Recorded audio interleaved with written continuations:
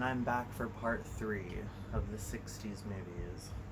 Be warned, there will be 60s television show. I will show you those too. I just separated them. Hopefully that video will be in one. Alright, so with these, I have the Jungle Book on tape. Again, there's some I'm still converting, trying to make room for, but I have the Jungle Book 2. I saw this in theaters, I think, when this came out. I want to say this was like 2002, maybe. It's not as good as the first one. The first one's better, but it's still pretty good. It's cool to see what happened after he went to the village. This is the live action version from a few years ago. I found this one very emotional and highly enjoyed this. This is a cult horror film, and I didn't know about this for a long time. I'd heard the title, and I finally saw this about a year ago, and I was very impressed. And it's Spider Baby, and this has Lon Chaney Jr., which is Lon Chaney's son. He's in it, and he takes care of these kids who are very psychotic and unstable, and one of them is physically deformed, which is Sid Haig from the Rob Zombie films. This is just a really crazy cult film from the late 60s, and it's actually pretty creepy, and I like the storyline. This is one I had heard about. There's a song by Marina and the Diamonds, now Marina, Valley of the Dolls. This has Patty Duke in it, Sharon Tate, who was married to Roman Polanski, or they were together. This is a story of these women who join this theater production, and the theater production kind of starts influencing them to make bad decisions. This one girl, Patty Duke's character, gets addicted to sleeping pills, and that kind of becomes this thing that all these 3 women are dealing with. I like it. It's a little Lifetime-ish, a little dramatized, but I did like it. I'm a big Patty Duke fan. This is the Audrey Hepburn film I love, which is Wait Until Dark. And this is these men, they're like gangster type men, and they're looking for this heavy amount, I think it's cocaine or heroin, and it's stuffed in this doll that one of their partners gave to this man at the airport, and it's this, he puts it in this woman's apartment, and it's Audrey Hepburn, and she's blind, and then these men show up at her apartment and start pretending to be people that are familiar to her. It's very, very creepy. I like this movie a lot, and the music in this is very good. A+.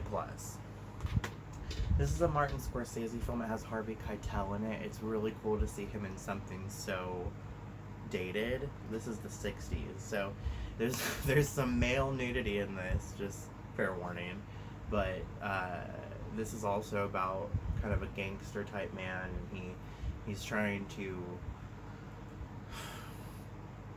I don't want to say move away from that life, but he kind of gets his girlfriend involved in it. This is another Kubrick film this is a Kubrick film I love compared to the last 2 I talked about. 2001, A Space Odyssey.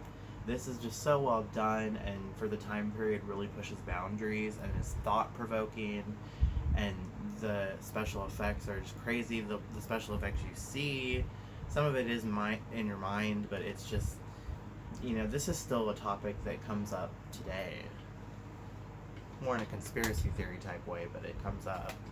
Now, this is The Boston Strangler with Tony Curtis, Peter Fonda, George Kennedy. This is, loosely, I believe, based on the real-life murders in Boston.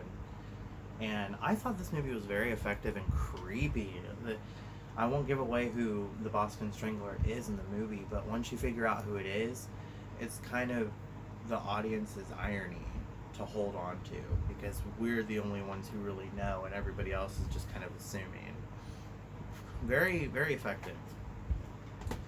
This is a film, I read the book in English class, Flowers for Algernon, and I really liked the movie Charlie. The actress in it who plays his teacher, I think it's Claire Bloom, she's in The Haunting. This is a really emotionally gripping film, and also funny in some scenes. Speaking of funny, this is a Barbara Streisand film, Funny Girl. This is, I believe, her first film. I like this film because I know my grandmother liked it. She, I think, showed it to me a long time ago. I just like the visuals of this, and I love Barbara Streisand's sense of humor and just the way it all spirals out when she goes on stage. It's a very feel-good film until the end. Won't give that away. These are my Herbie films. I'm really only a fan of The Love Bug for the old series. I've never really seen the sequels, to tell you the truth. And then, of course, Lindsay Lohan's Herbie Fully Loaded with Michael Keaton and Justin Long.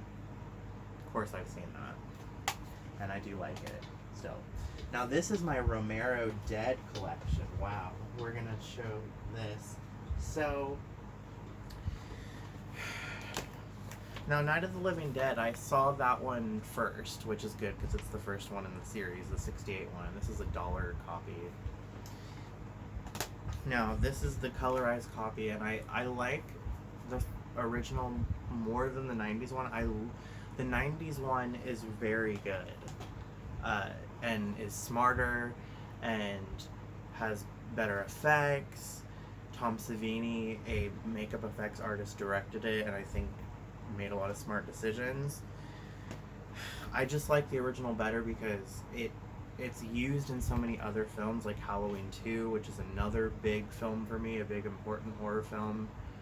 But I do have the 90s one too that Tom Savini directed. I like both. But the 68 one's the one I prefer, just because I saw it first. I feel like there's a lot of other horror films that reference it. But the 90s one is great too. It has a lot of great actors. This is the 2006 version. I ordered the 2D version and I got the 3D version in the mail, so I had to reorder it. And it's not even that great of a film. I barely was able to get to the end of it. Dawn of the Dead. This movie is great. This is the 78 version. A lot of zombie film fans, this is like top 5 on their list. And it's just so great. It gives you so many different emotions. And this is like a box set that comes with 3 different cuts of the film. Of course I got that. There's a version on YouTube that has like all of the scenes put together, which is probably the one to watch, but I just ordered that if you want a physical copy of all of it. This is the Zack Snyder remake from 2004. I do like this. I actually think Zack Snyder is a good director, and this is a really good film. And I saw this one before the original, but again, the original is the better one. This is Day of the Dead. I only have one copy of this besides like a VHS tape. This one, they finally get everything right. They get the characters right, they get the storyline right, they get the effects right. It's like by the time they get to this one, it's all golden. Then there's Land of the Dead from 2004. This one I found out recently had a lot of compromising in it from the studio and George Romero, but I do like this. It's got Dennis Hopper in it. This is the World's End trilogy, and I only connect it to the Dead series because of Shaun of the Dead, which is a clear reference of not only the Dead films but zombie films. And I just love these films too. I love Hot Fuzz.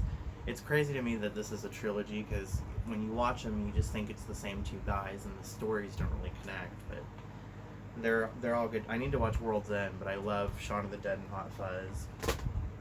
Diary of the Dead, which is the George Romero sequel. This was a found footage film. I do like this. There were things about this I didn't like watching it again after so long though. It didn't affect me the same way it did the first time around. And Survival of the Dead, this was just a big disappointment. I don't know what George Romero was thinking, but this was not impressive tapping it. I didn't want to know that character story from Diary of the Dead. I did not want to know their backstory at all. This is The Odd Couple, which is a Jack Lemmon, Walter Matthau movie. This was from 68, and there was a TV show I think that was spawned from this. And then there's a sequel to this from 98, and it's hilarious. I love that they came back for the sequel all those years later. Now there are quite a few of these. I only have one from each decade pretty much. Well, each time they redid it. I have Planet of the Apes, the original. Uh, this is pretty good. This has got Roddy McDowall in it and Charlton Heston. I'm a big Charlton Heston fan. I like his movies. This is the Tim Burton version from 2001. I think this one got shit on quite a bit, but I enjoyed it. I liked the references from the 60s one. This is Rise of the Planet of the Apes, the first one of the trilogy with James Franco. This one was very emotional. Made me very, very emotional. Now with these, I love the 68 version of Romeo and Juliet because I watched it for English class, and I love Olivia Hussey. And this also has Michael York, which is Basil from Austin Powers. This is very good. I love the music in this. The wardrobe. I liked the 96 version too with Claire Danes and Leo DiCaprio. This also has like Jamie Kennedy in it and John Leguizamo. This has a lot of actors from the 90s in it, and I like this one too. It was like a gangster version of Romeo and Juliet. This is more related to Shakespeare, but it's Shakespeare in Love with Gwyneth Paltrow. You might know this movie as the one Brenda is watching in Scary Movie, the one she's talking through the whole time. But I liked this too. It was like Gwyneth Paltrow falls in love with Shakespeare and she pretends to be a man so she can be in his play. Interesting stuff. This is Yours, Mine, and Ours. I have the Lucille Ball version from the 60s and the Dennis Quaid one. I like them both for different reasons. I like the Lucille Ball one because it is more goofy and outrageous. I like this one because it's as outrageous as it is, there's a lot of harnessing and like loyalty and morals that come out of it. So I like them for different reasons, and I think they serve different purposes. This one I got because I'm a Cher fan. It's Chastity. It's this film she made from the late 60s. There's things about this that seem very dated, and I would only suggest watching this if you're like a fan of Cher, because there's things about it that I guess would be considered cringy. I won't say what they are, but if you're a fan of Cher and you watch it, you'll see what I mean. This one is, I don't even know how to pronounce what country this is from. I'm so sorry. I know that's so bad, but this is The Color of Pomegranates. This is actually Lady Gaga, the director of her 911 video, referenced visuals from this film, which is how I ended up getting involved in watching it. But I like this. It's actually visuals that are filmed of poetry by this certain poet. Man, this is such a struggle for me, and I'm so sorry. I don't want to fuck up the pronunciation, but it's interesting. It's very artistic, and there's no words in it really. Easy Rider, Dennis Hopper directed this, and he starred in it. This is a really great 60s film from the late 60s, like literally the turning of 69 into 1970. A lot of things happen in this. I won't give it away. Jack Nicholson's in it. Some bad shit happens to him. I ordered the Hercules films. I have the 69 version, Hercules in New York with Schwarzenegger, and this is such a weird film, but I really liked it. It's the angles the camera shoots at are very like 90s angles. It's very like under the chin and like claustrophobic shots. It was just it seemed very ahead of its time, and I enjoyed it. I ordered 2 copies because of course one of them skipped. This is the 97 animated version Disney made. I like this. The soundtrack is great to this. The sense of humor of it's great. Good film. These are the Pippi Longstocking films.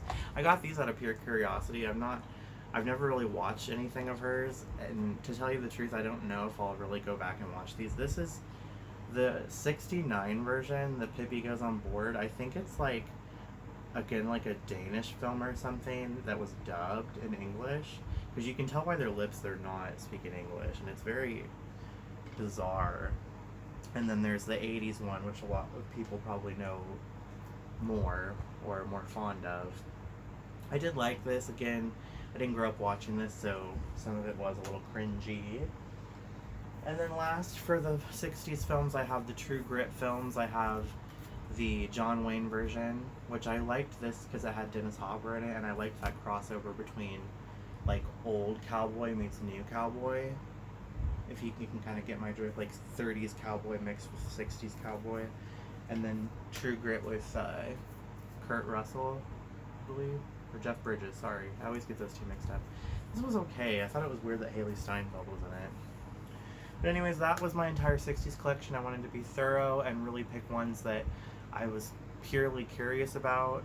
Let me know what you thought. Comment, like, subscribe. Please stay tuned for my television shows from the 60s as well.